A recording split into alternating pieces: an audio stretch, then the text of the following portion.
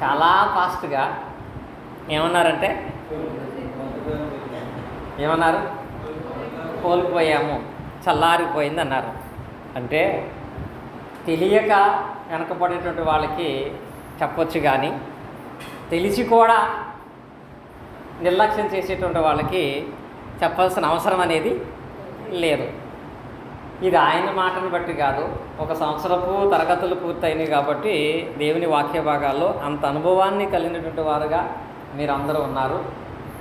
అలాంటి వారైనటువంటి మీతో మన సిలబస్ ప్రకారం ఉన్నటువంటి పాఠములలో ఒక పాఠాన్ని ఈరోజు పంచుకోవటం జరుగుతుంది.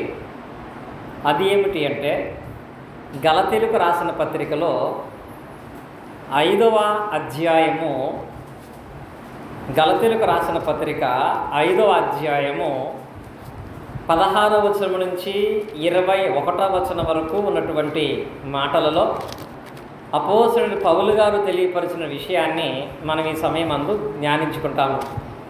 గలతీయులకు రాసిన పత్రిక 5వ అధ్యాయము 16 నుంచి 21 వచనాలను మీరు రాసుకోండి. వాటిని మొదటగా మనం చదువుకుందాము.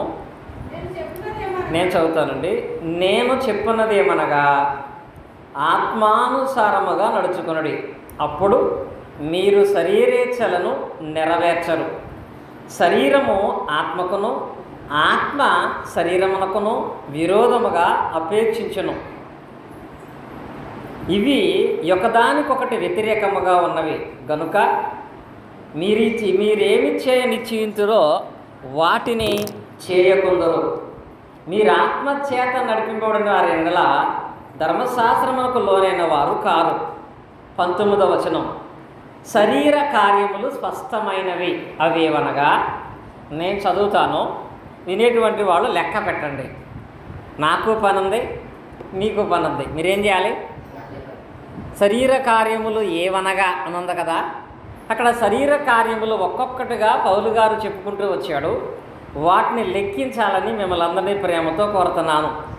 అదేమనగా, జారత్వము, అపవిత్రత, కాముకత్వము, విగ్రహారాధన, అభిచారము, ద్వేషములు, కలహములు, మత్సరములు, క్రోధములు, కక్షలు, భేదములు, విమతములు, అసూయలు, మత్తతలు, అల్లరితో కూడిన ఆటపాటలు మొదలైనవి. ఎన్నొచ్చినాయి? ఎన్నొచ్చినాయండి? 15, 16,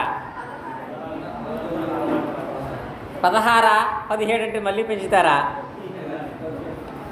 అక్కడ 16 పదాలు మనం చూస్తాం, 16 విషయాలు. ఇంకా మొదలైనవి అన్నాడంటే ఇంకా చాలా విషయాలు ఉన్నాయి. తర్వాత లైన్ చదువుకుందాం. వీటిని గూర్చి నేను మునుపు చెప్పిన ప్రకారమును బట్టి ఇట్టి వాటిని చేయువారు దేవుని రాజ్యమును స్వతంత్రించుకొనలేరని మీతో స్పష్టముగా చెప్పుచున్నాను అనేటువంటి పదాన్ని ఈ వాక్య భాగంలో మనం చూస్తున్నాము. అంటే ఇప్పుడు మన పాఠం యొక్క పేరేంటి తెలుసా? శరీర కార్యములు అని హెడ్డింగ్ పెట్టుకోండి.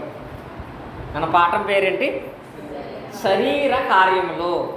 అనగా ఈ శరీర సంబంధముగా శరీరముతో చేసేటువంటి కార్యాలు. ఇంకా చెప్పాలంటే శరీర కార్యాలు మాత్రమే కాదు, శరీర సంబంధమైన పాపాలు కూడా అవి ఏమై ఉన్నాయి? శరీర సంబంధమైనటువంటి పాపములు కూడా. ఇక్కడ పౌలు గారు తెలియపరుస్తాడు, శరీరం ఆత్మ, ఆత్మ శరీరానికి ఒకదానికొకటి ఎప్పుడు ఎలా ఉంటాయంట? వ్యతిరేకముగా ఉంటాయంట. వ్యతిరేకం అంటే ఆత్మయందు సంపూర్ణతను కలిగి ఉండాలంటే శరీర సంబంధమైన వాటిని మనం చంపేయాలి. శరీర సంబంధమైన వాటిని సంపూర్ణం చేయాలనుకుంటే ఆత్మ సంబంధమైన స్థితియాలలో మనము మన ఆత్మీయ స్థితిని చంపేస్తాం. ఎప్పుడూ కూడా శరీరాన్ని సంతోషపరుస్తూ ఆత్మను కూడా సంతోషపరచాలనుకుంటే అది ఎప్పటికీ కుదరని, జరగని పని.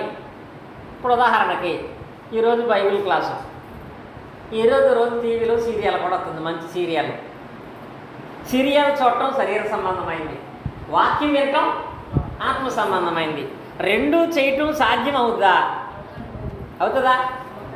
ఎప్పుడు సాధ్యం అవుతుందంటే 10,000 ఖర్చు అయినా యేసత్రం గారు ఇక్కడ నన్ను పెట్టి అక్కడ టీవీ పెడితే, మా టీవీ పెడితే ఒక కన్నుతో దాన్ని ఒక కన్నుతో దీన్ని చూడొచ్చు. అలా చూసేటువంటి వీలు దేవుడు కలగజేస్తున్నాడా? దాన్ని దేవుడు ఒప్పుకుంటాడా? ఏం చేయమంటున్నాడు? నువ్వు శరీర సంబంధమైన వాటిని విడిచిపెడితేనే ఆత్మ సంబంధమైన వాటిని వినటానికి, విని దాని యందు ఫలించటానికి నీకు అవకాశం ఉంటుంది. ఒక ప్రాంతంలో ఇలాగే ప్రార్థనా కూడికి పెడితే వెళితే, గృహ కూడికలు తెలుసు కదా, పక్క పక్కనే ఇల్లు ఉంటాయి. వచ్చి ఆమె ఇక్కడ వాకింగ్ వినటానికి ఇక్కడ కూర్చుంది, పక్కింట్లో టీవీలో సీరియల్ వస్తుంటే చూపేటు చెవులేమో అటు. ఎంత జాగ్రత్తగా ఉంటుందనుకుంటాను ఈయన.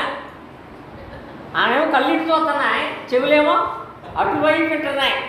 అంటే ఇప్పుడేమో రెండింటికి న్యాయం చేద్దాం అనుకుంటుంది. కానీ దేవుడు దాన్ని అంగీకరిస్తాడా? కనుక బైబిల్ చెబుతుంది శరీర కార్యాలు ఆత్మసంబంధ విషయాలకు వ్యతిరేకంగా ఉంటాయి, ఆత్మసంబంధ విషయాలు శరీర కార్యాలకు వ్యతిరేకంగా ఉంటాయి.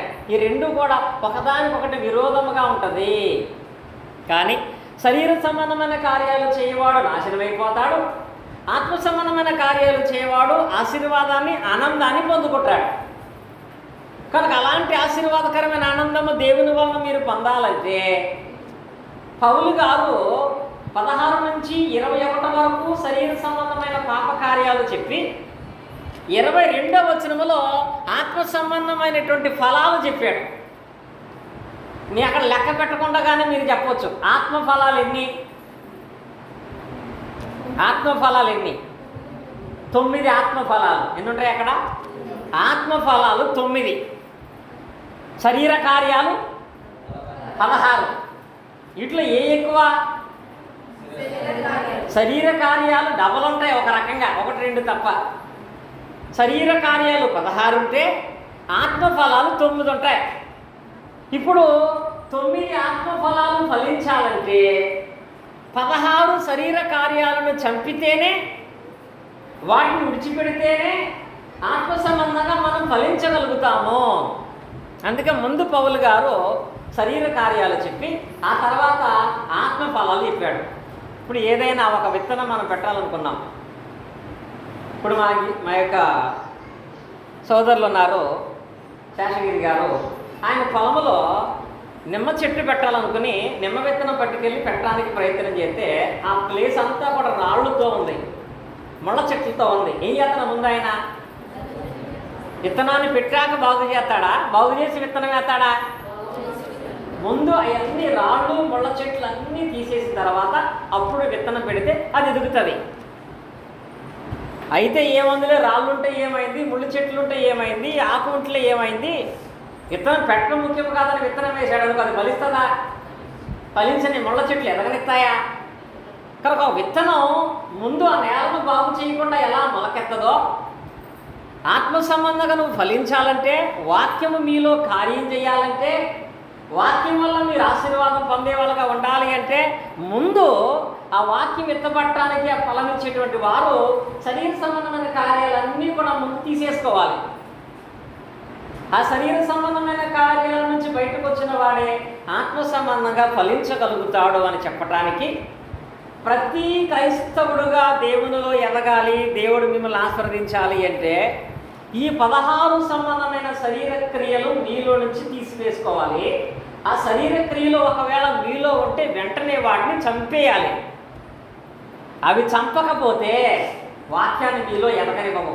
అవి చంపకపోతే అవే మనల్ని చంపేస్తాయి. కొన్ని ఇళ్ళ దగ్గర గోడ మీద ఒక చెట్టు వస్తూ ఉంటుంది. ఏంటో తెలుసది?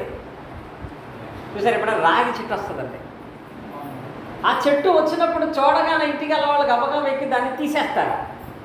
కొంతమంది ఇల్లు వదిలేసి వెళ్ళిపోయినటువంటి వాళ్ళ ఇంటి దగ్గర ఆ చెట్టు ఉంటే దాన్ని అలాగే వదిలేస్తే కొంతకాలానికి ఇల్లే తీసేయాలి. దేని తీగిపోవటాన్ని బట్టి? ఆ చెట్టు తీగిపోవటాన్ని బట్టి. ఇక్కడ మనం నేర్చుకునేటువంటి 16 విషయాలు ఉన్నాయి. ఈ 16 కాదు, అందులో ఒకటి ఉన్నా నీ చెట్టు దేవుని తీసివేయబడతాయి. అందులో ఒకటి ఉన్నా మీ కుటుంబం అనే చెట్టు ఎండిపోతాయి. అందులో ఒకటి ఉన్న ఆత్మీయంగా ఎప్పటికీ ఎదగరు, దేవుని వల్ల ఆశీర్వాదాలు కూడా చూడలేరు. అలా ఎదగనివ్వకుండా ఆశీర్వాదాలు పొందకుండా చేసేటువంటి ఈ శరీర కార్యాలు అక్కడ 16 కార్యాలు ఉన్నాయి. నిజంగా 16 కార్యాల గురించి ఒక్కొక్క కార్యం గురించి వివరించుకుంటూ రావాలంటే ఒక్కొక్క కార్యానికి వివరించడానికి 30 నిమిషాలు పడుద్ది. 16 కార్యాలు చెప్పాలంటే టైం ఎంత పడుద్ది? 16 కార్యాలు అంటే ఎంత టైం పడుద్ది? నిజంగా పక్కన టీవీ ఉందా? కళ్ళిటి వెప్పి టీవీ వింటున్నారా? 16 అరగంటలు ఎంత? ఎన్ని గంటలండి? చదువుకున్న వాళ్ళు చెప్పట్లా. ఎన్ని గంటలు? 8 గంటలు. 8 గంటలు చెబితే 16 పాయింట్లు అవుతాయి. కానీ మీరు ఆల్రెడీ అనుభవజ్ఞులు కాబట్టి, ఇందాక ఈశ్వరత్నం గారు అన్నప్పుడే మాకు అర్థమైపోయింది కాబట్టి 8 గంటలు కాదు, కానీ 80 నిమిషాలైనా దాన్ని చెప్పచ్చు. కానీ 80 నిమిషాలు చెబుదామంటే ఆల్రెడీ మీరు బాగా త్వరగా రాకుండా లేటుగా వచ్చారు కాబట్టి దానిని నేను 40 నిమిషాల కంటే తక్కువలోనే క్లోజ్ చేస్తాను. 8 గంటల దాన్ని 80 నిమిషాలు కాకుండా 80 నిమిషాలు కాని దాన్ని 40 నిమిషాల్లో పూర్తి చేసేటువంటి ఆలోచన చేద్దాం. అది నేర్చుకోగలిగే అనుభవం మీకుంది కాబట్టి. అలా నేర్చుకోగలగాలంటే వినటం కాకుండా రాసుకోవటం అనేది చాలా ప్రధానమైంది. ఎందుకంటే ఇది ప్రత్యేకమైనటువంటి ప్రార్థనా తరగతి కాదు, బైబిల్ తరగతి. అంటే ఇది ఒక బైబిల్ యొక్క పాఠశాల. ఈ పాఠశాలలో నేర్చుకునేటువంటి వాళ్ళు దేనికి నేర్చుకోవటానికి అవసరం అంటే, మీరు నేర్చుకున్న పాఠాలు మీకు జ్ఞానాన్ని ఇవ్వాలి, తర్వాత మీరు నేర్చుకున్నటువంటి పాఠాలు తర్వాత మీ పిల్లలకు కూడా నేర్పించడానికి ఉపయోగకరంగా అలా ఉండాలంటే మీరు నేర్చుకునేవి రాసుకుంటే తర్వాత మీ పిల్లలకు కూడా వాటిని చెప్పడానికి అవకాశం ఉంటుంది. అలాగూ రాసుకునేటువంటి వాటిలో ఈ 16 కార్యాల గురించి అర్థం అవ్వాలి అంటే ఈ 16 కార్యాలను 4 భాగాలుగా మనం విభజించి నేర్చుకోవచ్చు. 16 కార్యాలు 4 భాగాలుగా విభజించి నేర్చుకోవచ్చు. మొట్టమొదటిది రాసుకోండి, రోమన్ 1 అని వేసుకొని అందులో 1 వ్యభిచారము,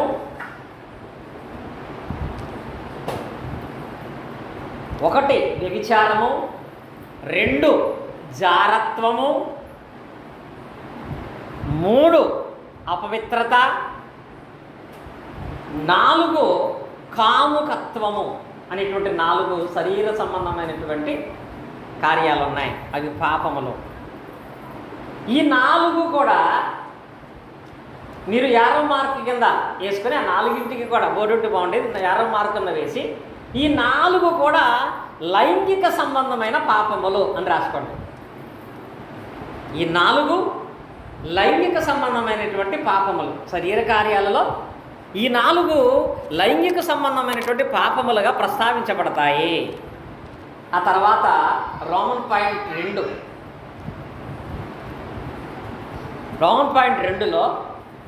1 విగ్రహారాధన,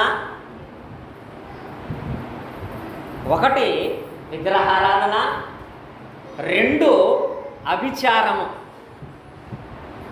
2 అభిచారము. ఈ రెండింటికి కూడా ఇదో ఒక 50 మార్కులతో పెట్టుకొని ఇవి అబద్ధ ఆరాధనతో కూడిన పాపాలు. విగ్రహారాధన, అభిచారము కూడా అబద్ధ ఆరాధనతో కూడినటువంటి పాపాలు అయి ఉన్నాయి. అబద్ధ ఆరాధనతో కూడినటువంటి పాపాలు. ఇప్పుడు రావణ పాయింట్ 3 వేసుకొని అందులో మరలా 1 ద్వేషములు, 2 కలహములు, 3 మత్సరములు,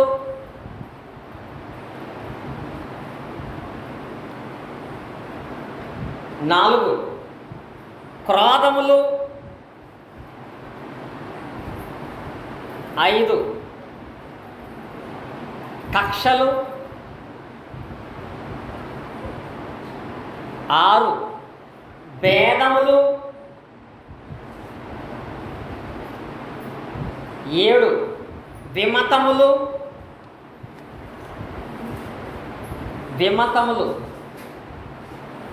8 హత్యలు. 8 హత్యలు. ఈ 8 కూడా మళ్ళీ మార్కు వేసుకొని సహవాసములో చేసే పాపాలు ఇవి. సహవాసములో చేసే పాపాలు. సహవాసములో చేసేటువంటి పాపములు. ఇప్పుడు చివరిగా రోమన్ పాయింట్ 4 4వ భాగం. మత్తతలు. మత్తతలు. మత్తతలు. మత్తతలు. గలతీ పత్రిక చదువుకుంటే స్పష్టంగా అది గుర్తుండేది. గలతీ పత్రికలు ఇందాక నేను చదివినప్పుడు ఉంది, కొత్తది నేను తీసిరాలా. మత్తతలు. 2వది అల్లరితో కూడిన ఆటపాటలు. అందులో 2 అల్లరితో కూడిన ఆటపాటలు. ఈ రెండింటికి కూడా ఏరో మార్క్ వేసుకుని నిగ్రహము లేక చేసే పాపములు ఇవి. నిగ్రహము లేక చేసేటువంటి పాపములై ఉన్నవి. ఇవి మొత్తం ఎన్ని ఇప్పుడు?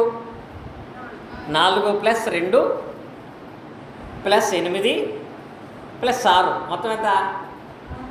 16. ఇవి శరీర కార్యములు. గలతీ పత్రిక 5:21 చెప్పాడు, ఇవి ఎవరైతే కలిగి ఉంటారో వారు దేవుని రాజ్యమును స్వతంత్రించుకోలేరని స్పష్టంగా చెప్పుచున్నాను. ఈ 16 కలిగినటువంటి వాడు దేవుని రాజ్యమును స్వతంత్రించుకొనలేడు. మొదటి 4 లైంగిక సంబంధమైన పాపాలు, తర్వాత 2 అబద్ధపు ఆరాధనను కూడిన పాపాలు, తర్వాత 8 సహవాసములో మనుషులు మధ్య చేసే పాపాలు, తర్వాత 2 నిగ్రహము లేక సమాజంలో తిరుగుతున్నప్పుడు చేసేటువంటి పాపాలు. మొత్తం ఎన్ని అయిపోయినాయి? 16 కూడా కంప్లీట్ అయిపోయినాయి. మీకున్నటువంటి జ్ఞానాన్ని బట్టి ఇవి చెప్పి ఆపేయచ్చు. ఇవి 16 సంపూర్ణమై ఉన్నవి. కానీ వీటిలో ఉన్నటువంటి కొన్ని ప్రాముఖ్యమైన విషయాలు నేర్చుకోవాలి. అవి నేర్చుకోవటానికి 40 నిమిషాలని చెప్పాను కదా, ఆ 40 నిమిషాల టైంలోనే వాటిని మనము క్లుప్తముగా దేవుని వాక్య భాగం నుంచి నేర్చుకుంటాం. అందులో మొట్టమొదటిది, ఇది ఎందుకు చెప్తున్నామంటే పౌలు గారు ఆనాడు స్థానిక సంఘానికి అవసరమని ఆ విషయాలు బోధించాడు. నేటి సమాజంలో ప్రతి ఒక్కరికి ఇవి అవసరము కాబట్టి బోధింపబడుతున్నాయి. ఎంతవరకును కూడా ప్రార్థన చేయటము, పాటలు పాడటము, వాక్యం చదవటము, ఆరాధనకి వెళ్ళటము, పరిచర్య చేయటము, చేయవలసిన వాటి గురించి మాత్రమే చెప్పటం కాకుండా చెయ్యకూడనటువంటి వాటిని గురించి కూడా మరింత ఖచ్చితంగా ఖండితంగా చెప్పవలసిన అవసరం ఈ రోజుల్లో ఖచ్చితంగా ఉందండి. ఆ పాపం ఎందుకు చేయకూడదు, ఆ పాపం చేస్తే దాని ఫలితం ఏంటో అనేది ప్రతి ఒక్కరికి తెలియపరచాలి. యవనస్తులైనటువంటి వాళ్ళు వీటిని మరీ జాగ్రత్తగా తెలుసుకోవాలి. యవనస్తులైన పిల్లలైనటువంటి తల్లిదండ్రులు కూడా వీటిని తెలుసుకోవాలి. యవనస్తులు అలాంటి పాపంలో పడకుండా జాగ్రత్త పడటానికి, యవనస్తులు కలిగినటువంటి తల్లిదండ్రులు ఆ పాపంలో పడకుండా పిల్లలకు ముందుగానే జాగ్రత్త చెప్పటానికి వీటిని ఖచ్చితంగా వివరించవలసిన అవసరం ఉంటుందండి. అందుకే పౌలు గారు ఆ పాపాలతో పాటుగా ఆ పాపాల ప్రభావం కూడా ఎలా ఉంటుందో కూడా తెలియపరిచారు. దాని ప్రభావం తెలియకపోతే ఆ పాపం చేయటానికి అంతగా ఎవరో కూడా భయపడరు. ఇందాక మేము కారులో వస్తుంటే మా రవి గారు కడుతున్న చర్చి బిల్డింగ్ దగ్గర ఒక భయంకరమైనటువంటి ప్రమాదం తప్పింది. రవి గారింటి వాళ్ళ మేనగోళ్ళ గారు వచ్చిందంట. సరే బిల్డింగ్ వర్క్ జరుగుతుంది కాబట్టి తడపడానికి వీళ్ళు సెకండ్ ఫ్లోర్కి వెళ్ళారు. వీళ్ళ బిల్డింగ్ పక్కన డైరెక్ట్గా కరెంటు వైర్లు ఉంటాయి. రవి గారు ఎప్పుడూ కూడా పైకి వెళితే భయం జాగ్రత్తగా ఉండాలి చెప్తానే ఉంటాడంట. ఈయన ఎంత చెబుతున్నా వీళ్ళు మానగాళ్ళు వాళ్ళ పిల్లలతో పాటు వెళ్ళి అక్కడ వాటర్ సర్వీస్ చేస్తా ఆ గోడ పక్కనటువంటి వైరుకి చెయ్యి తగలలేదు, కానీ ఈ చిటికిన వేలు తగిలిందట. దానికి చిటికిన వేలు తగిలి ఏలు మొత్తం నల్లగా అయిపోయిందంట. ఏలికే. ఈ ఏలు మొత్తం నలగైపోయిన కాబట్టి ఈయన అంటున్నారు, నేను బయటకు వచ్చిన కానీ ఏదో ఒక సమస్య నిజంగా దేవుడు తప్పించాడు. అదే ఈ చెయ్యి మొత్తం పడుంటే, ఏలే నలగైపోయిందంటే చెయ్యి మొత్తం పడిందంటే ఇంకెంత ప్రమాదం, ఇంతకు ప్రమాదకరమైన పరిస్థితి. ఇప్పుడు ఎన్నిసార్లు చెప్పినా అక్కడికి వెళ్ళిన తర్వాత ఆ జాగ్రత్త ఎందుకు లేదంటే, ఆ వైరు పట్టుకోకూడదు, వైరు పెట్టకూడదు చెబుతున్నా తప్ప పట్టుకుంటే దాని పవర్ ఏమంటుందో తెలియట్లా. ఇప్పుడు తెలిసింది ఆ అమ్మాయికి, వైరు పట్టుకోవడం కాదు కదా, సెకండ్ ఫ్లోర్కి వెళ్ళటానికి కూడా భయపడదా? అంటే ఒక ప్రమాదం అని చెప్పినప్పుడు అది చేయకూడదనే దాని పట్టుతో పాటుగా అది చేస్తే ఏం జరుగుతుందో కూడా తెలుసుకోవాలి.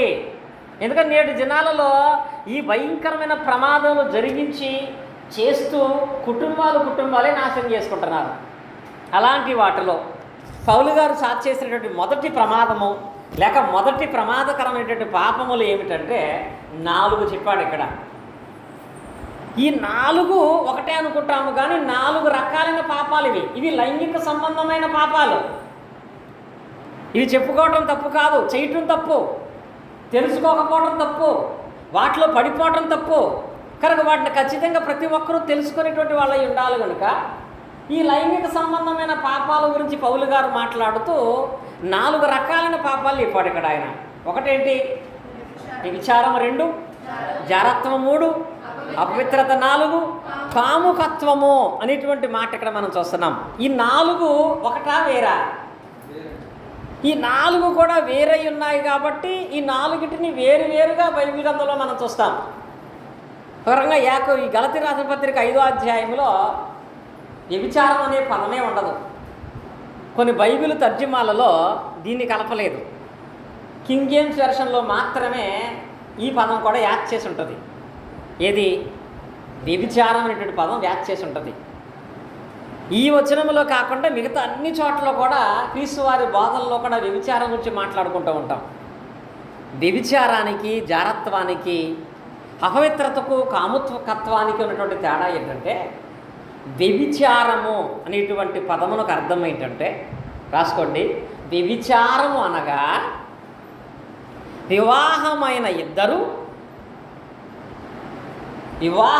ఇద్దరు వెలుపలి వారితో శారీరక సంబంధాన్ని కలిగి ఉండటమే వ్యభిచారము. వివాహమైనటువంటి ఇద్దరు వెలుపలి వారితో శారీరక సంబంధాన్ని కలిగి ఉండటమే అది వ్యభిచారం అయి ఉంటుందట. అంటే వివాహమైన తర్వాత తన భర్తకు తన భార్యను కాక వెలుపటి సంబంధమైన పాపము చేసేటువంటి వాళ్ళని ఏమని పిలుస్తారంటే వారు వ్యభిచారులు అనేటువంటి పదం ఉంటుందండి. ఇది వ్యభిచారం. వివాహమైన తర్వాత కూడా వెలుపరి వారితో కలిగి ఉండే సంబంధము వ్యభిచారముగా ఎంచబడుతుంది. దీనికి ఆయన ఇది శరీరంలో నుంచి వచ్చింది కాదు, హృదయంలో నుంచి కూడా వచ్చే పాపం అంటాడు. యేసుక్రీస్తు వారు ఆయన సువార్త ప్రకటించినటువంటి మాటలలో మత్తయి సువార్త 15వ అధ్యాయం 19వ వచనంలో కానీ అక్కడ అంటాడు, వ్యభిచారం చేయువాడు తన హృదయంలో నుండి ఆలోచించి చేస్తున్నాడంట. అంటే వ్యభిచారం చేయాలనే కోరిక ఎక్కడి నుంచి వస్తుందంట? హృదయంలో నుంచి వచ్చేటువంటి పాపం అంటది. ఇది హృదయంతో కూడా చేసేటువంటి పాపం. ఇలాంటి పాపము చేసేటువంటి మనుషులను దేనితో పోల్చాడంటే, అంటే ఎంత జాగ్రత్తగా ఈ పాపంలో పడకుండా మనం ఉండాలి అంటే, సాతానుడు చాలా రకాలుగా అనేకమైనటువంటి ఆలోచనలతో మనిషిని, క్రైస్తవ స్త్రీలను, పురుషులను కూడా ఇలాంటి పాపంలో పడేయడానికి ప్రయత్నం చేస్తూ ఉంటాడు. ఈ వ్యభిచారం అంట శరీర సంబంధమైన బాంధవ్యమే కలుగుండక్కర్లేదంట. యేసుక్రీస్తు వారు దీన్ని కట్ చేయటానికి అంటాడు. మత్తయి సువార్తలో 5వ అధ్యాయము, మత్తయి సువార్త 5వ అధ్యాయము 27-28 వచనాలతో ఉంటుందంటే, వ్యభిచారము చేయొద్దనే మాట మీరు విన్నారు కదా, ఒక స్త్రీని మోహపు చూపుతో చూచువాడు అప్పుడే ఆమె తెయ్యతనంట వ్యభిచారము చేసిన వాడగును అనే పదం ఉంటుంది. జాగ్రత్తగా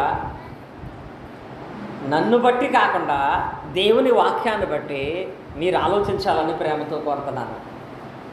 అది ఏమిటి అంటే, కళ్ళతో ఒక స్త్రీని కానీ ఒక పురుషుని కానీ చూసి ఆయన విషయమై పాపపు ఆలోచన నీ మదిలోనికి వస్తే వెంటనే నువ్వేం చేసినట్టంట?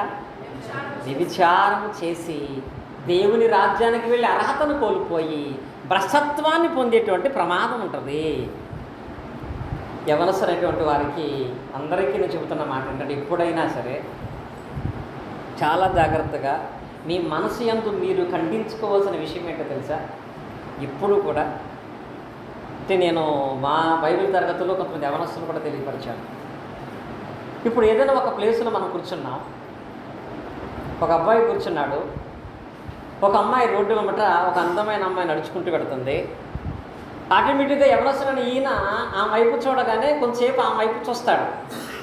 అలా చూసినప్పుడు అతనికి ఏమి రావాలో తెలుసా? ఈమెను ఎక్కువ సమయం నేను చూస్తే తనలో ఏది కలిగినట్లుగా లెక్కొచ్చేస్తుంది? మోహపు చూపు. మోహపు చూపు వచ్చిందంటే ఆయన ఏ లెక్కలోకి వెళ్ళిపోతాడు? వ్యభిచారం చేసిన లెక్కలోకి వెళ్ళిపోతాడు. అలాంటి పాపంలో పడకుండా ఉండాలంటే ఏం చేయాలి? ఎప్పుడైతే అలాంటి ఒక వ్యక్తి, అలాంటి ఒక అమ్మాయిని కనపడిందో, అలాంటి ఒక పురుషుడిని కనపడ్డాడో, వెంటనే నీ తల తిప్పేసుకోవాలి. ఏం చేయాలి? వెంటనే ఖండితంగా తల తిప్పాలండి. తల తిప్పలేదా ఆటోమేటిక్గా పాపానికి నీ హృదయం సరెండర్ అయిపోద్ది.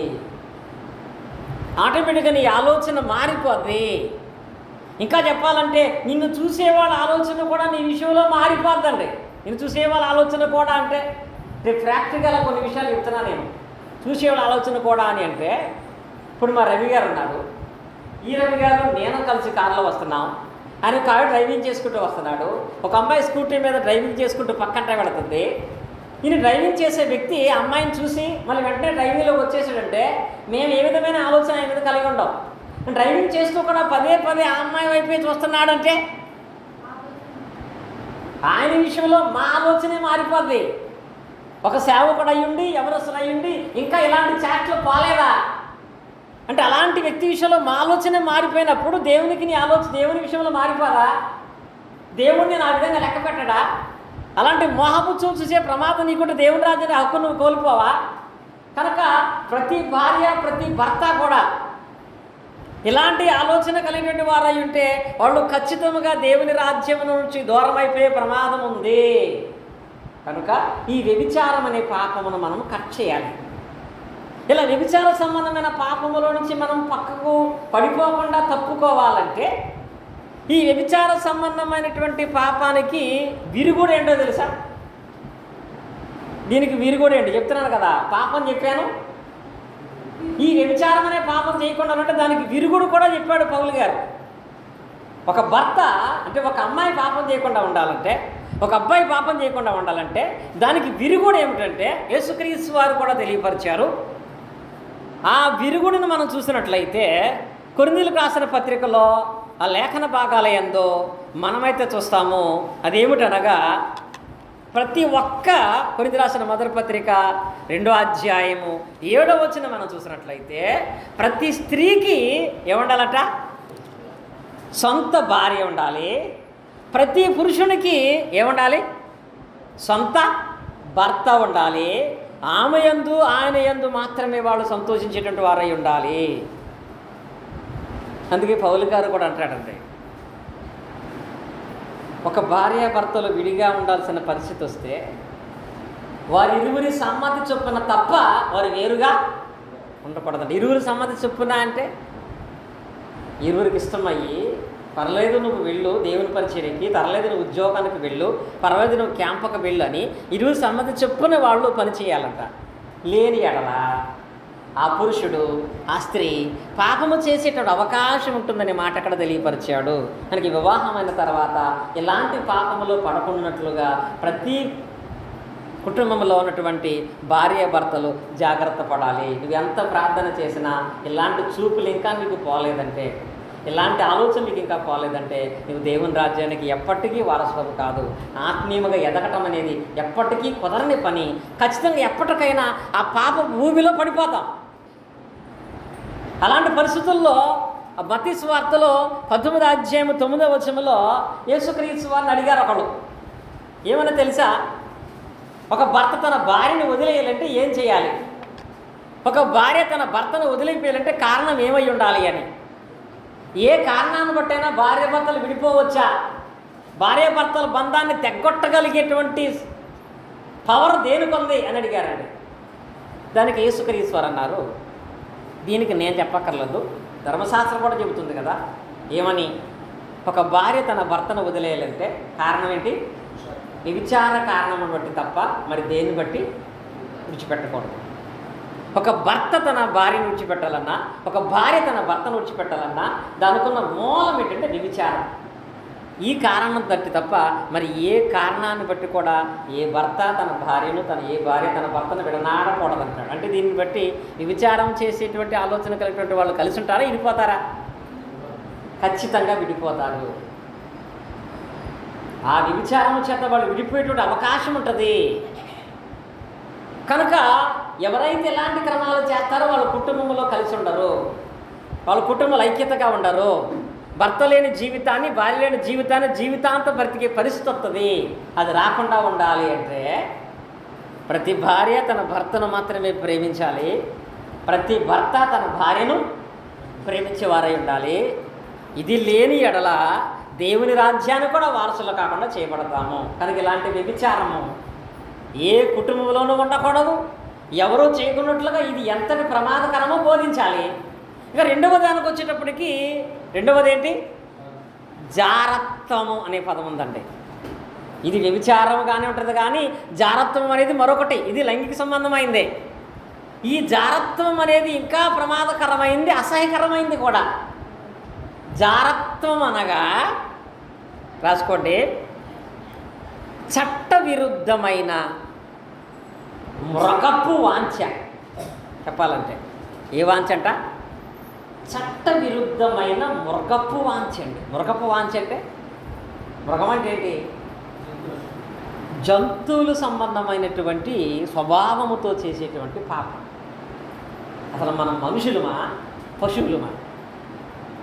ఇది చెప్పటానికి సిగ్గుపడదామని అంటే, నేను చెప్పటానికంటే ముందు ఈరోజు మీడియాలో ఎన్ని వార్తలు వింటున్నాం మనం.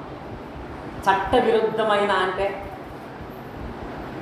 చట్ట ప్రకారముగా ఎవరితో ఆ సంబంధాన్ని కలిగి ఉండాలి, చట్ట ప్రకారముగా ఎవరితో ఆ సంబంధాన్ని కలిగి ఉండకూడదు అనే దాన్ని చట్టములోనూ బైబిల్లోనూ కూడా మనం చూస్తాం.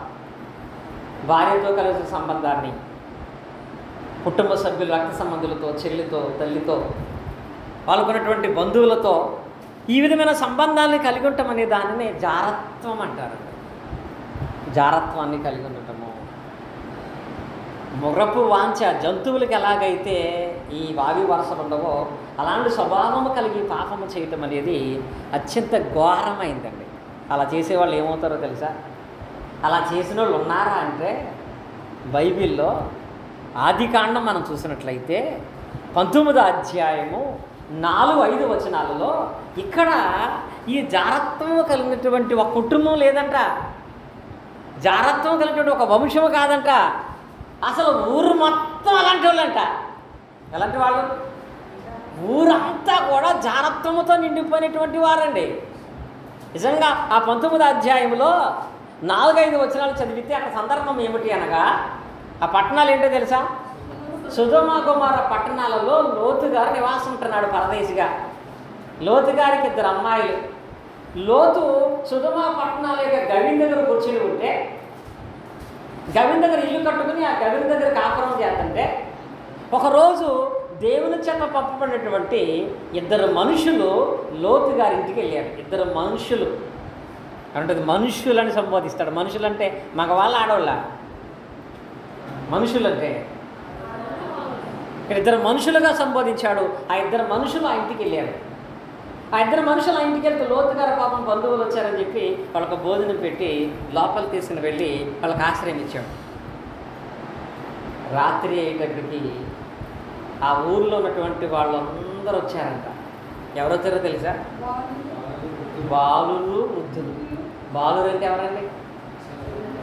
బాలుడు అంటే చిన్నపిల్లలు, ఈ వయసు పిల్లలు, వాళ్ళకి ఏం తెలుసు జ్ఞానం. వృద్ధులు అంటే ముసలి వాళ్ళు. బాలురు, వృద్ధులు ఎలాంటి స్వభావం కలిగిన వారై ఉన్నారంటే, ఇంకా యవనస్సుల గురించి మనం చెప్పొచ్చా? చిన్నపిల్లలు, బాలురు, వృద్ధులు అక్కడికి వచ్చి లోతు గారి ఇంటికి మీదకి వచ్చి కేకలేస్తూ ఏమన్నారో తెలుసా? మీ ఇంటికి ఎవరో ఇద్దరు మనుషులు వచ్చారు, వారిని ఈ రాత్రి బయటికి పంపించు, ఈ రాత్రంతా మేము వాళ్ళతో పాపం. అంటే వచ్చిన వాళ్ళందరూ కూడా బాలులు అంటే మనవళ్ళు ఉంటారు, బాలురు అంటే చిన్నపిల్లలు ఉంటారు, వృద్ధులు అంటే ముసలి వాళ్ళు ఉంటారు. ఇక్కడ వచ్చినటువంటి వాళ్ళు ఆ ఇద్దరితో ఊరి వారందరూ పాపం చేద్దాం అనుకుంటారంటే వాళ్ళు నిజంగా మృగంతో సమానమైనటువంటి వాళ్ళు మనుషులు. అసలు ఆ స్వభావం మృగపు స్వభావం అండి. ఎవరిని ఎలా ప్రేమించాలో, ఎవరిని ఎలా చూడాలో తెలియనటువంటి స్వభావం కలిగి ఉండడం అనేది ఒక మృగపు స్వభావం.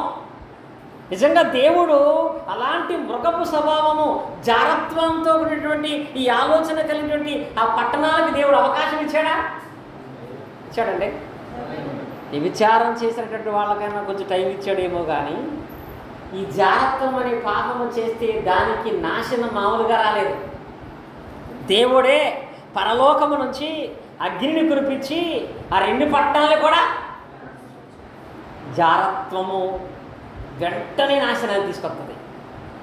జారత్వము చేస్తే నాశనము వెంటనే వస్తుందండి, పనిష్మెంట్ వెంటనే వస్తుంది. ఇలాంటి ఆలోచనను కూడా నేటి దినాల్లో కలిగి ఉండకున్నట్లుగా ప్రతి కుటుంబంలో ప్రతి క్రైస్తవులు వాళ్ళ పిల్లలకు నేర్పించాలండి. ఈ రోజుల్లో అది నేర్పించట్లేదు కాబట్టి కుటుంబాలలో రక్త సంబంధాలు, బయట సంబంధాలు, ఏ బంధాలు లేనటువంటి స్థితిలో అసలు ప్రపంచమంతా కూడా ఎంత భయంకరమైన పాపంలోకి వెళ్ళిపోతుందో తెలుసా? ఎందుకంటే అలాంటి పాపం చేయాలని కోరికలు వాళ్ళకి పుడుతున్నాయి తప్ప అలాంటి పాపం చేస్తే నాశనం ఎలా వస్తుందో వాళ్ళకి తెలియట్లేదండి. జారత్వం చేసిన వాడు అగ్ని చేత కాల్చబడినట్లుగా తన జీవితం అనందు అంత నాశనాన్ని చూస్తాడు. మనకి జారత్వం విషయంలో మనము మన పిల్లలకు జాగ్రత్తలు నేర్పించేటువంటి వారమై ఉండాలి. ఇలాంటి జారత్వాన్ని కలిగినటువంటి వారికి ఆయన ఇచ్చినటువంటి పరిష్కారం ఏమై ఉంది అంటే, ఆయన ఎలాంటి పరిష్కారాన్ని ఇచ్చినటువంటి వాడై ఉన్నాడు అనగా, ఆ పరిష్కారానికి వెళ్ళటానికంటే ముందుగా నేను చెప్పినటువంటి ఈ విషయం అర్థం అవటానికి ఒక వచనం చెప్తాను. నేను చదవండి ఎవరైనా. కొరింథీయులకు రాసిన మొదటి పత్రిక 5వ అధ్యాయం 1వ వచనం. జారత్వానికి నేముంటుంది. కొరింథీయులకు మొదటి పత్రిక 5:1 ఏంటి అక్కడ? మీలో జారత్వము కలదని వదంతి కలదో మీలో ఒకడు. ఇది అసలు చెప్పుకోవటానికి ఎంత అసహ్యంగా ఉంటుందండి. ఎవరినంట? ఇది ఎంత పాపం, ఇదే జారత్వం అంటే. అలాంటి జారత్వ పాపంలో పడుకున్నట్లుగా జాగ్రత్త పడండి, లేకపోతే ఆ నాశనం నుంచి ఎవడో కూడా మనల్ని తప్పించలేని వాడు. కానీ ఇలాంటి మనుషులలో ఇలాంటి కాలంలో మనం ఉన్నాం. మరి దానికి నివారణగా మనం ఏం చేయాలి? ఏం చేసేటువంటి వారమై ఉండాలి అంటే, కొరింథీయులకు రాసినటువంటి మొదటి పత్రికలో 6వ అధ్యాయము 18వ వచనంలో తెలియపరుస్తాడు, మీరు జారత్వమునకు దూరముగా పారిపోండి. ఇలాంటి ఆలోచనలు వచ్చే పరిస్థితి ఉంటే, ఇలాంటి ఆలోచనలు కలుగ చేసేటువంటి వాడు నీకు దగ్గరగా ఉంటే అలాంటి వాడిని చేంజ్ చేయాలంట దూరంగా నిజంగా అలాంటి ఆలోచనలు మనకుండవు. కానీ అలాంటి ఆలోచనలు కలుగ చేసేటువంటి వాళ్ళు నీ రక్త సంబంధికులుగా మీ యొక్క బాబాయ్ పిన్ని పిల్లలో, మీ యొక్క పెద్దమ్మ పిల్లలు అయ్యేటట్టు ఉన్నారు ఉన్నట్లయితే ఏం చేయాలట? వాళ్ళకి ఎంత దూరముగా ఉంటే అంత నీ జీవితానికి మంచిది. జారత్వానికి నివారణ ఏంటంటే, ఒకటి ఆ జారత్వానికి దూరముగా పారిపోవటమే ప్రధానమైన నివారణ అయి ఉంటుంది. ఇక రెండవది ఏంటో తెలుసా? కొరింథీయులకు రాసిన మొదటి పత్రికలో 10వ అధ్యాయంలో 8వ వచనంలో కొంతమంది ఈ జారత్వము చేసి ఒక్కరోజే దేవుడి చేత చంపబడ్డారండి. ఎంతమంది తెలుసా?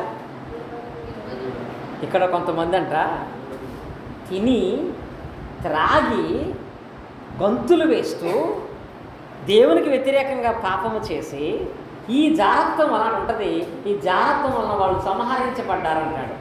ఎంతమంది తెలుసా? పాత వాళ్ళు చెప్తాడు 3000 మంది.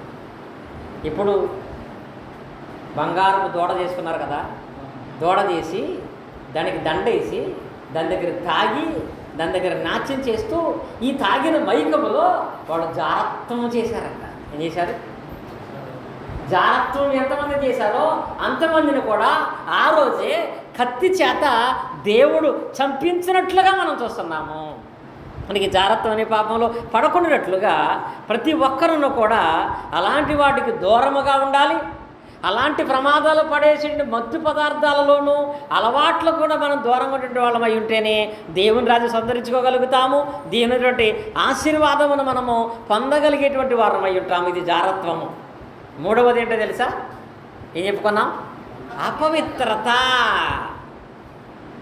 అపవిత్రత ఇది కూడా శరీర సంబంధమైనటువంటి పాపమే. అపవిత్రతను కలిగి ఉండటం. అపవిత్రత అనగా దాన్ని చూడండి, అపవిత్రత అనగా మురికి, మాలిన్యము, చెడు కోరికలు గల పాపము. అపవిత్రత అంటే మురికి, మాలిన్యము, చెడు కోరికలు గల పాపముగా ఎంచబడుతుంది. అనగా రోమేలు కాసిన పత్రికలో 24వ అధ్యాయం రోమేలు కాసిన పత్రిక 1వ అధ్యాయము 24 నుంచి 27 వచనాలు మనం చూసినట్లయితే అక్కడ ఉన్నటువంటి వాక్య భాగాలలో అపవిత్రత అనేది ఆ ప్రాంతంలో అధికముగా ఉందంట. ఈ అపవిత్రత అనేటువంటి పాపం ఏంటో తెలుసా? ఈ రోజుల్లో అక్రమం బాగా పెరిగిపోయి సాతానుడి పవర్ ఎక్కువైపోయి ఇందాక అనుకుంటున్నాం రవి గారు మేము ఎప్పటికైనా విజయము క్రీస్తుదే కానీ ప్రజెంట్ విర్ర పీగిపోతున్నవాడు ఎవడంటే సాతానుడు తన వాంఛల చేత మనుషుల విషయంలో ఎంత విర్రవీగిపోతున్నాడో, ఎంత భయంకరమైన పాపపు కృత్యంలో మనిషిని పడేస్తున్నాడో అంత విజయం తెలిసిందే. కానీ ఇప్పుడు మాత్రం వాడి ప్రభావం ఎక్కువైపోతుందండి.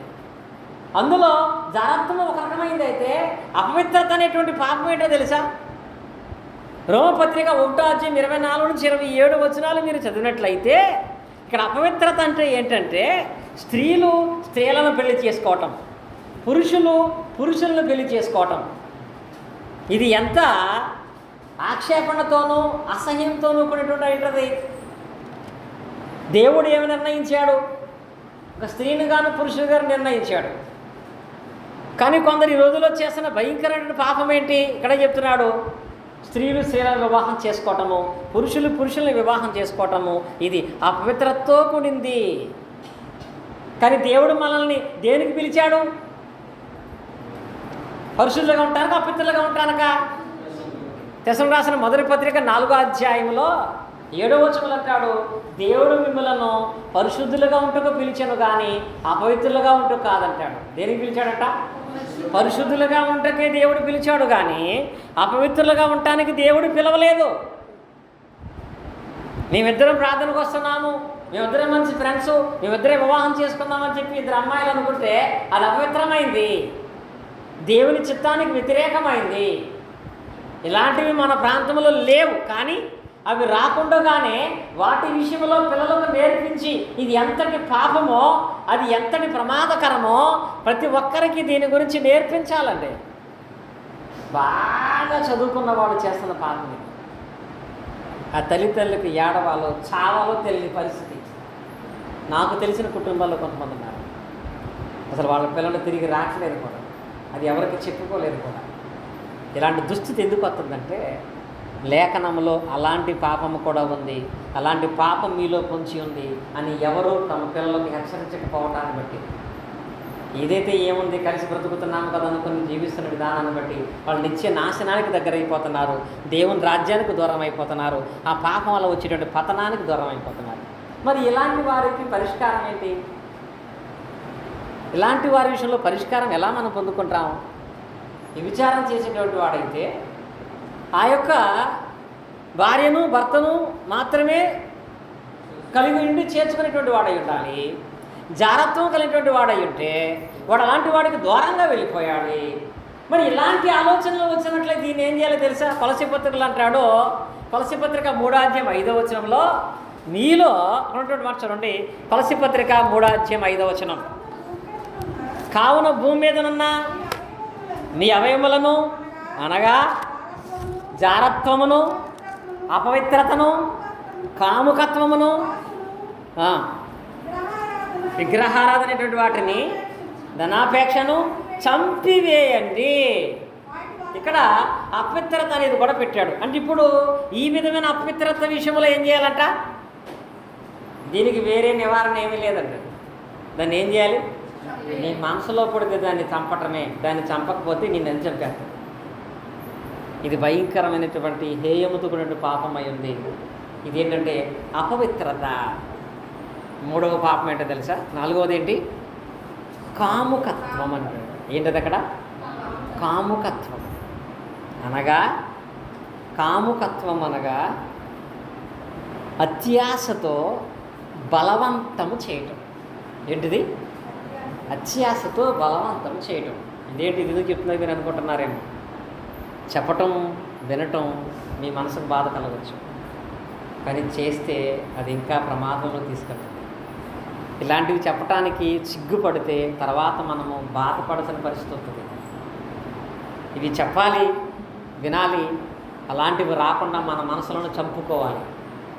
కాముకత్వం అంటే ఇది వాటన్నిటికంటే కూడా ఘోరమైందండి. ఇలా చెప్పాలంటే ఇలాంటి ఈ కాముకత్వం కలిగినటువంటి వాడికి సిగ్గు లేనటువంటి అత్యాశతో కూడినటువంటి ఈ పాపం చేసేటువంటి వాడు చెప్పాడు. ఎపిసి పత్రిక 4:19 అంటాడు, ఈ పాపం చేసేవాడికి సిగ్గు ఉండదంట, మర్యాద ఉండదంట, దాని యందు ఎలాంటి పశ్చాత్తాపము కూడా కనపడదంట.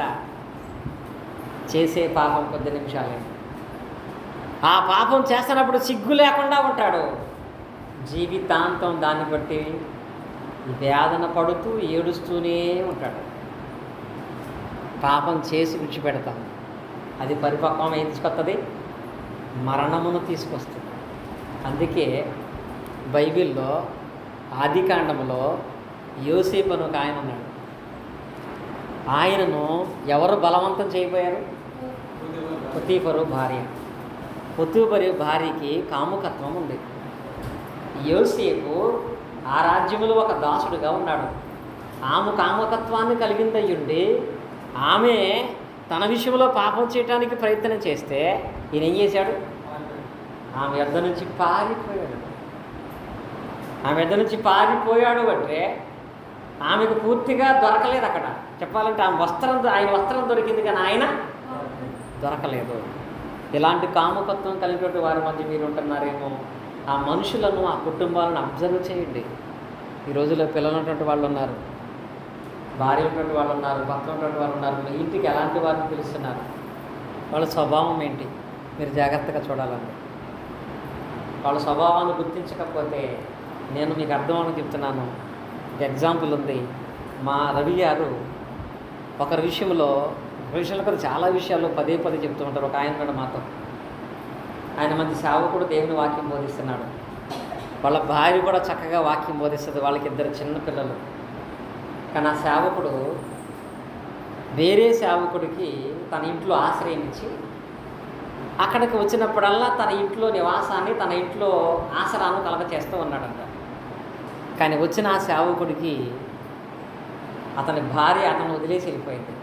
ఏం లేదు ఆయనకి, సేవకుడే డినామినేషన్ వాడు, భార్య వదిలేసాడు, పిల్లలు వదిలేశాడు. ఒంటరిగా ఎక్కడున్నాడో తెలియక ఫ్రెండ్ కదా అని చెప్పి వచ్చి ఈ దగ్గర ఉంటున్నాడు. అది క్షేమకరమా ప్రమాదకరమా? ఎలా ఉంటుంది? ఆయన అనుకుంటున్నాడు ఇది క్షేమమే కదా, ఫ్రెండ్కి ఆశ్రయం పెట్టడం తప్పేముంది, తోటి సేవకుడే కదా, నన్ను ప్రేమించినవాడు కదా, నాకు తెలిసినవాడు ఎందుకు కదా, నాకు ఎప్పటి నుంచో తెలుసు కదా, నాతో పాటు ఆ ఇంట్లో ఉంటే ఏముందని అనుకుంటాడండి.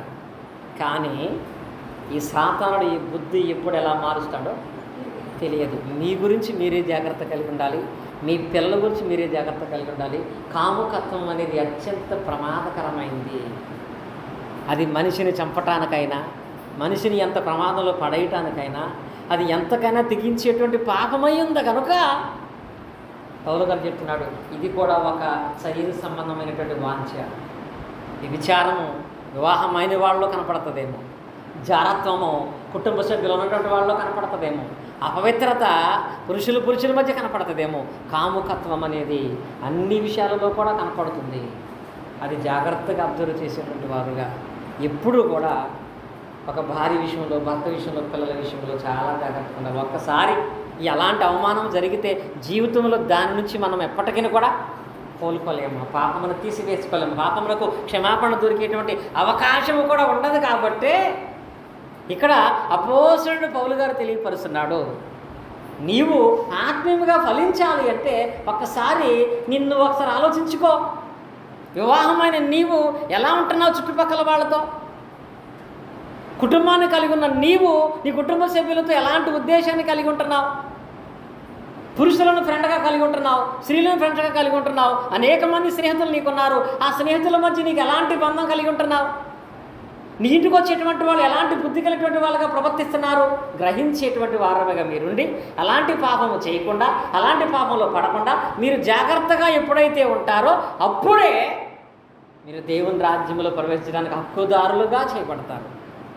యోసేపు నా తప్పేమీ లేదు, పొతీఫరు భార్య అని చెప్పుకునేటువంటి పరిస్థితి వచ్చిందనుకోండి, అలా చెప్పుకుంటే దేవుడు క్షమిస్తాడా? క్షమించేవాడా? అతనికి ఆశీర్వాదం వచ్చేదా? కనుక మీ జీవితాలలో కూడా లోకం ఇలా ఉంది, మనం అలా ఉండొద్దు. లోకం అలాంటిదిగా ఉంది. అలాంటి వాటికి మనము మన పిల్లల్ని దూరముగా ఉంచుతూ క్రీస్తులో బలపరచబడేటువంటి విధానంలో మనము కొనసాగేటువంటి వారముగా మనం ఉందాము. ఎందుకనగా మనిషిగా నిన్ను కంట్రోల్ చేసుకోకపోతే ఆత్మీయముగా నీ జీవితాన్ని పూర్తిగా కోల్పోయేటువంటి ప్రమాదం ఉంటుంది. ఈ 4 శరీర సంబంధమైన కార్యాలు, లైంగిక సంబంధమైన పాపాలు, వీటిని చేయకున్నట్లుగా జాగ్రత్త పడాలి. ఇవి అవసరము గనుక కాదు, అత్యవసరము గనుక వీటిని నేను మీకైతే వివరించాను. మిగతా 8 ఉన్నాయి.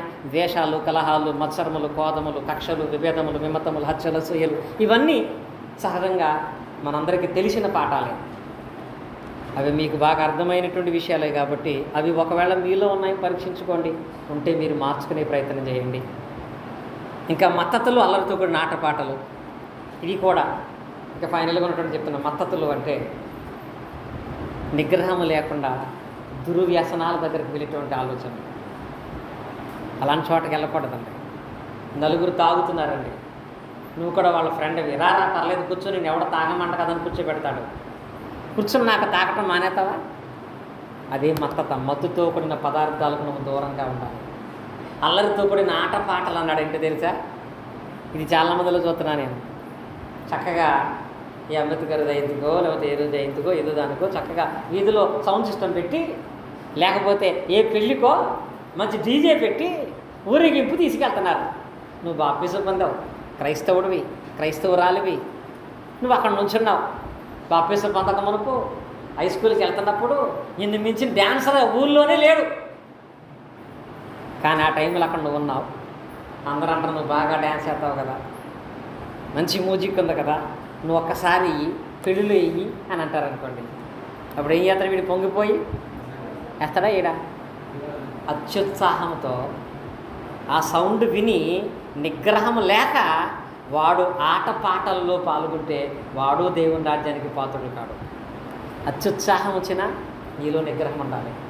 మత్తు పదార్థాలు కనపడుతున్నా నీలో నిగ్రహం ఉండాలి. ఇలాగ మత్తతులు, అల్లరితో ఆటపాటలు జరగకుండా, మనుషుల మధ్య జరిగేటువంటి పాపములు చేయకుండా మనం ఎప్పుడైతే జాగ్రత్త పడతాం